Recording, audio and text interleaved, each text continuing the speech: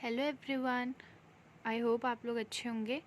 तो आज हम नेक्स्ट वीडियो में लेके आई हूँ मैं आज प्रिंसिपल्स ऑफ साइकेट्रिक नर्स। ठीक है, एक साइकेट्रिक नर्स के जो प्रिंसिपल्स होते हैं वो क्या होते हैं, यानी कि रोल्स एंड रिस्पॉन्सिबिलिटी क्या होने चाहिए, वो हम यहाँ डिस्कस करेंगे। बहुत इंपॉर्टेंट क्वेश्चन है ये।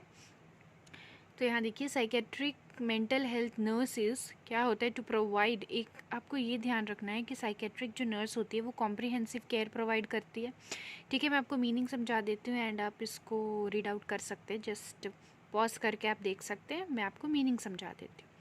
तो चलिए स्टार्ट करते हैं। साइकेट्रिक मेंटल हेल्थ नर्स की मेन रिस्पॉन्सिबिलिटी होती है कॉम्प्रिहेंसिव केयर प्रोवाइड करना। कॉम्प्रिहेंसिव का मतलब क्या होता है? Total care. ठीक है, हर चीज़ में, चाहे वो फिज़िकली मेंटली हो, ठीक है, उसको चाहे साइकोलॉजिकल सपोर्ट देना हो, तो हर तरीके से उसको कंफर्ट देना, केयर देना, मेडिकेशन प्रोवाइड करना, ये होता है। ठीक है, ये उसके कुछ प्रिंसिपल्स होते हैं। That is applied to the care of all who show, किन किन को देना है? जो बिहेवियरल डिसऑर्डर शो करते हैं उनको, या फिर जिनको मेंटल इलनेस की प्रॉब्लम्स है उनको, दोनों को हमें ये केयर प्रोवाइड करना है। The nurse accept the client as a unique human being, हर एक इंडिविजुअल को अलग अलग नज़रिए से देखना है, उनको उनकी वैल्यू देनी है, उनको रिस्पेक्ट देना है। ठीक है, ऐसा नहीं है कि हर क्लाइंट, अगर कोई बहुत ज़्यादा एग्रेसिव है या कोई रूड बात कर रहा है तो आप एग्रेसिव होके हर पेशेंट को एक नज़रिए से देखें। ठीक है, ऐसा नहीं होना चाहिए, बिकॉज उसे एक नॉर्मल ह्यूमन बीइंग के जैसे ही ट्रीट करना चाहिए। कोई डिफ्रेंशिएशन नहीं करना चाहिए एक नर्स को एक क्लाइंट को केयर प्रोवाइड करते टाइम। ठीक है, उसे as a unique human being ही ट्रीट करना चाहिए और उसके वैल्यूज़ की रिस्पेक्ट करना चाहिए। ठीक है, वेदर एज ही और शी इज़। ठीक है, दूसरा आता है nurse should be non judgmental and non punitive. ये बहुत ही ज़्यादा इंपॉर्टेंट है, बिकॉज इसका मतलब होता है नॉन जजमेंटल का मतलब आप यहाँ देखिए, मैंने लिख रखा है, आप देख सकते हैं कि हमें किसी भी क्लाइंट को ना जज नहीं करना है। जैसे हमारे साथ कोई क्लाइंट अगर मान लीजिए एज अ नर्स कुछ शेयर करना चाह रहा है, अपने कुछ पास्ट एक्सपीरियंसेस के बारे में बताते हैं, तो हमें ऐसा जज नहीं करना चाहिए कि ओके इसने कोई क्राइम किया है तो ये एक बहुत ही नेगेटिव इंसान है, या फिर ये बहुत ही एक बैड इंडिविजुअल है, इसका करेक्टरिस्टिक अच्छा ही हो सकता है कि अब उसकी थिंकिंग चेंज हो गई हो, या फिर किसी मजबूरी में उसने वैसा काम किया हो। इसीलिए एक नर्स को as a unique human being, as a normal person उसे ट्रीट करना चाहिए, ना कि डिफ्रेंसिएशन या फिर पहले से ना अपनी राय नहीं बनानी चाहिए किसी को लेके। That is non judgmental. And non punitive का मतलब होता है प्यूनिटिव यानी कि पनिशमेंट। किसी को आप पनिश नहीं कर सकते कि उसने आपसे मान लीजिए गुस्से में बात की है तो आप उसको कोई पनिशमेंट दे दे, उससे क्या होगा? वो तो पेशेंट है ना, आपको ये चीज़ समझनी होगी ताकि आप उस पर गुस्सा ना करें। ठीक है, वो तो पेशेंट है, उन्हें नहीं पता है कि उनका जो बिहेवियर है वो इनअप्रोप्रिएट है, वो सही नहीं है, और वो क्योंकि बीमार हैं इसीलिए वो ऐसा कर रहे हैं, है ना। लेकिन नर्सेस जो हम हैं, क्या हम बीमार हैं? नहीं ना। तो हमें पॉजिटिवली वर्क करना चाहिए, हमें ध्यान रखना चाहिए इन चीज़ों का, और उन्हें बेवजह जज नहीं करना चाहिए अच्छे बुरे के लिए, या फिर उनको पनिशमेंट्स नहीं देना चाहिए, समझना चाहिए, उन्हें समझाना चाहिए। ठीक है, अब नेक्स्ट है nurse shows interest in the client as a person by she should, as a person क्या करना है? इंटरेस्ट शो करना चाहिए, यानी कि वो अगर कुछ बताना चाह रहे हैं या अपनी फीलिंग्स बताना चाह रहे हैं, रख रहे हैं, तो उसको सुनना चाहिए एज अ नर्स। ठीक है, इंटरेस्ट दिखाना चाहिए ताकि उसे कॉन्फिडेंस बिल्ड हो कि हाँ, मतलब जो नर्सेज हैं, है ना, जो हम लोग हैं, यानी कि एज अ प्रोफेशन हम उनकी बात सुन रहे हैं, समझ रहे हैं, तभी वो शेयर कर पाएंगे अपनी feelings. Then next is she should recognize and reflect on feelings which client में express.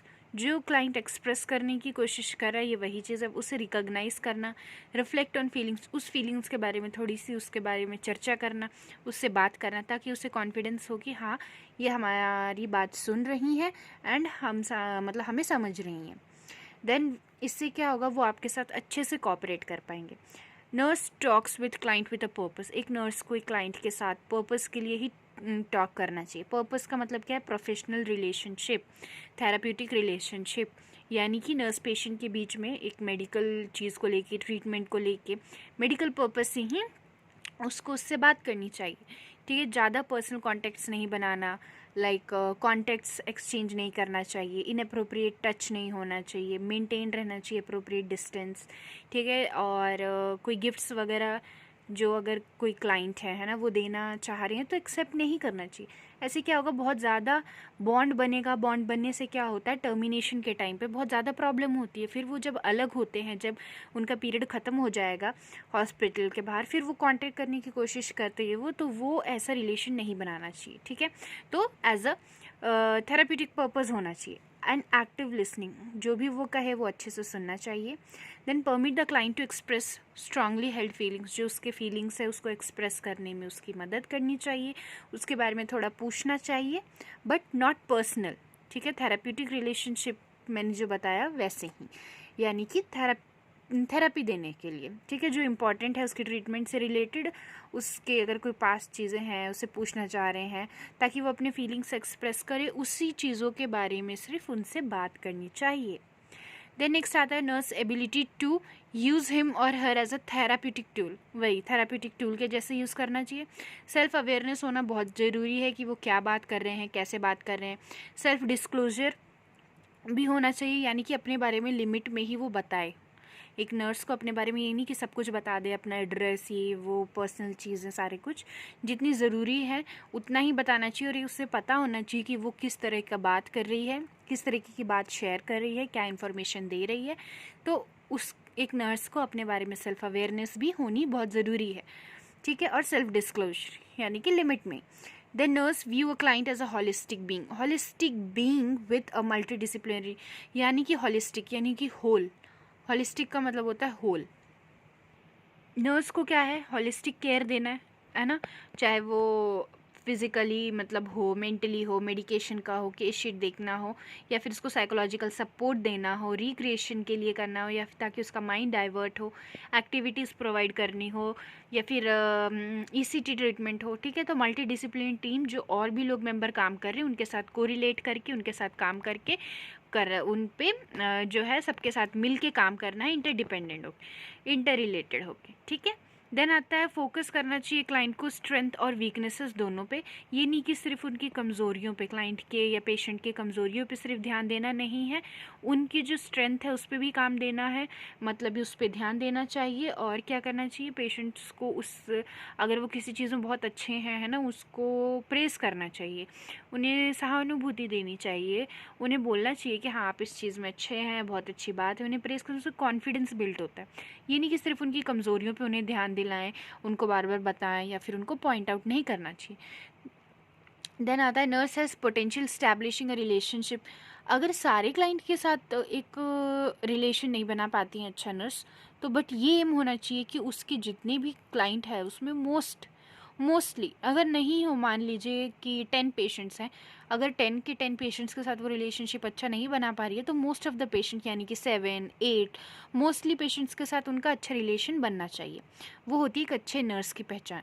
The nurse explores the client behaviour, उसके बिहेवियर को क्लाइंट के एक्सप्लोर करने में हेल्प करें, ठीक है। कम्युनिटी में अपना जो है कंट्रीब्यूशन दें, है ना, उनको सजेशन दें, अवेयरनेस फैलाएं, ये होता है। Then nurse view the client behaviour non judgmental, वही नॉन जजमेंटल होना चाहिए। और लर्न मोर इफेक्टिव अडेप्टेशन, कोई नई चीज़ एक पेशेंट, जैसे मान लीजिए कि पेशेंट के बारे में है, ठीक है, कोई नई प्रॉब्लम है या कम्युनिटी में कोई नई प्रॉब्लम है, तो जो नए टूल्स, नए स्किल्स होते हैं वो अडेप्ट करने में, नए नॉलेज को अडेप्ट करने में एक नर्स को बहुत अच्छा क्या होना चाहिए, इंटरेस्ट होना चाहिए सीखने के लिए, और वो उस चीज़ को जाने।